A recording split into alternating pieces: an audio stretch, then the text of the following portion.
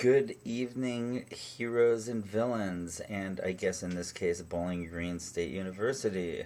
I'm Mr. Davidoff. I teach your Heroes and Villains class for the 2014-2015 school year, and what I'm doing here for the first time ever is introducing a classroom activity with a little bit of video instruction, if you will.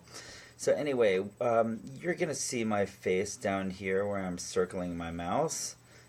Hopefully I'm appearing on my eyesight camera down there as you're also seeing my web page. This is my newly created Edmodo page. I'm going to be posting assignments, which you will always find on this assignment tab right here. I've actually got a couple of polls set up as well, and we may even get to quizzes. But for right now, you need to be worrying about the assignment section, and you need to be worrying about the note section right here. So anyway, I'm going to go ahead and click on the assignment section, and what you'll see here, we have our Holocaust photo narrative activity.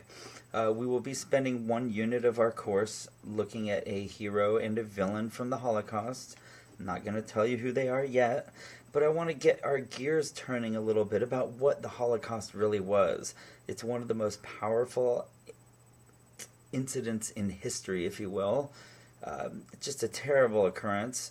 And there are tons of photos that we can look at that tell the story. So what I've done here, I have found a photo narrative, if you will, that was created by the National Holocaust Memorial Museum, which some of you have been to in Washington, D.C.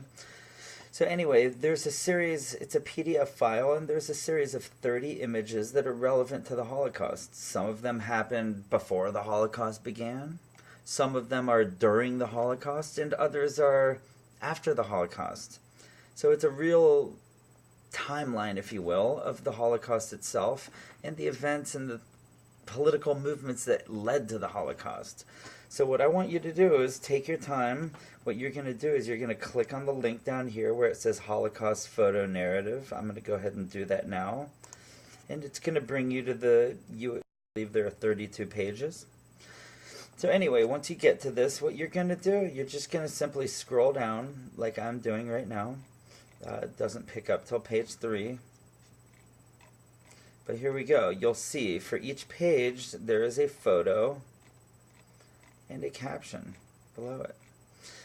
Here we see a few kids sitting with a sled on an icy sidewalk in Berlin prior to the Nazi seizure of power. Anyway, as you'll see when you're scrolling, this photo appears on page 3, right here. So if you choose that photo to comment on, please say photo on page 3. And as you see, these go from 1929, 1933, 1933, 1935. It's a real timeline, the rise of the Nazi power. So anyway, I don't care what 5 photographs you choose. I just want you to choose the 5 that you feel evoke an emotional response from you. And you're going to then, I'm going to go ahead and close down this page. I'll show you. These roll all the way down. Concentration camp footage, military personnel, Nazi officials, death marches, trials post-war, and even people aboard a boat to Israel at the end of the war. So anyway, when you get to the bottom page, which happens to be page number 32, you'll go ahead and start writing. I'm going to close this out right now.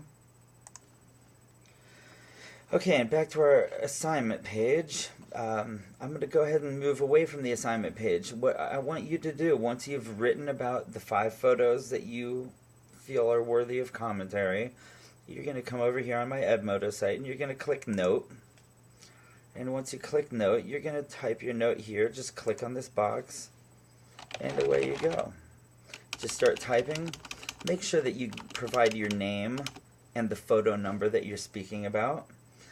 And then what I'm going to ask is that all students take 3 different student comments and comment on their comments. So what I'm hoping to do here is initiate a little bit of online discussion about the photos and see how people interpret them differently.